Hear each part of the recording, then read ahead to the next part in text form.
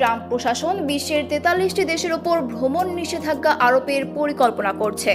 New York Times বলছে, নিষেধাজ্ঞার পরিধি আগের মেয়াদের চেয়ে বড় হতে পারে।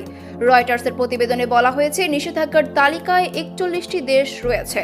দেশগুলোকে 3টি ভাগে ভাগ করা হয়েছে: সম্পূর্ণ নিষেধাজ্ঞা, আংশিক নিষেধাজ্ঞা ও সতর্কতামূলক তালিকা। সম্পূর্ণ নিষেধাজ্ঞার তালিকায় 10টি দেশ রয়েছে, যার মধ্যে আফগানিস্তান, ইরান, সিরিয়া, কিউবা, উত্তর কোরিয়া অন্যতম।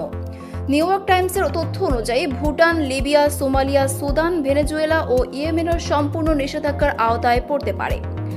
আংশিক নিষেধাজ্ঞায় পড়বে ইরিত্রিয়া, হাইতি, লাওস, মিয়ানমার, দক্ষিণ সুদান সহ কয়েকটি দেশ। এই তালিকায় নিউ ইয়র্ক টাইমস আরও কিছু দেশ যোগ করেছে, যেমন Belarus, Pakistan, Russia, Sierra Leone ও তুর্কমেনিস্তান। তৃতীয় ধাপের দেশগুলোর নাগরিকদের ভিসা আংশিকভাবে স্থগিত করা হতে পারে, তবে 60 দিনের মধ্যে তারা সমস্যার সমাধান করলে নিষেধাজ্ঞা পুনর্বিবেচনা করা হবে।